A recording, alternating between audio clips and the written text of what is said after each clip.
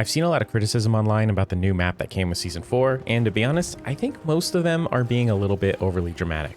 As always, I'm approaching this from the perspective of a Conquest player. I know a large portion of the negativity has come from the breakthrough side of things, but I've still seen a fair amount directed toward the Conquest experience. So to address one of the first bits I've seen a lot, I think the art direction of this map is actually noticeably better than a lot of the launch maps. 2042 definitely has a more sterile, artificial feeling art direction, especially compared to previous greats in the franchise like Battlefield 1 and Battlefield 4. But here, I think a lot of the interiors have a lot more ambience and personality than many of the interiors of the launch maps. And I think Ripple Effect has really done a good job lighting some of these interiors to create the mood. I also really love how this map moves away from multiple flags per sector and just has several sectors with one flag each. Personally, I didn't love the change to Conquest with 2042. It makes a lot of your hard work in the more grindy matches feel a little pointless. Here, I love the return to just capturing and holding one objective in a sector. It makes the scoring feel a little more sensible, and it also gives the map a better flow, with each sector having equal value, rather than just focusing the combat on a couple of sectors on the map. I also love some of the silly battlefield opportunities this map offers, mainly things like trying to fit vehicles into interiors where they're probably not meant to be. Flashpoint has also seen the return of destruction playing a major role in gameplay, something that so much of the community has been incessantly begging for, and I think to a degree, it's going a bit underappreciated on social media and getting lost in some of the negativity. Personally, I love to see it here, and it really contributes to the war feeling. But with that, there are a few pain points I want to cover.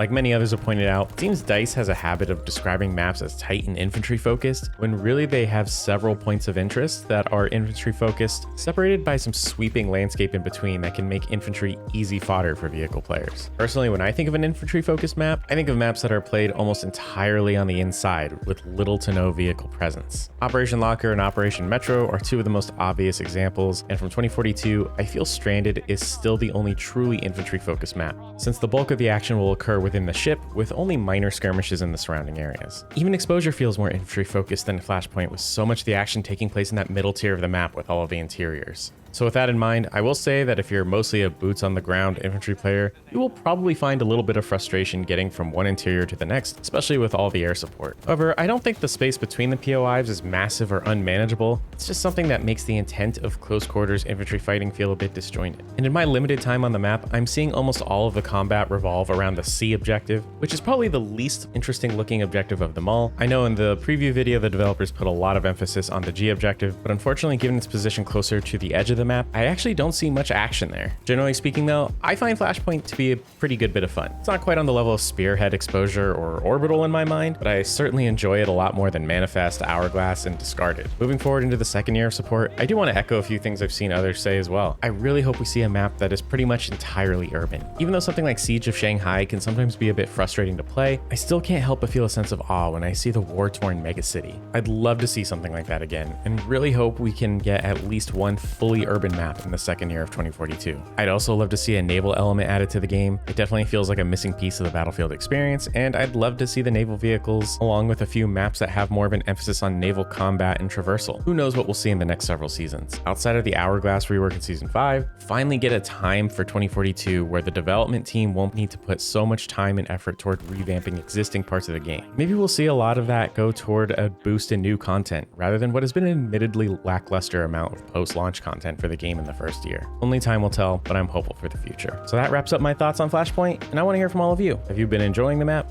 What do you think of Season 4 as a whole? Let me know in the comments. I'd love to talk to you all about it. With that, leave a like or a dislike. I'll see you all in the next video.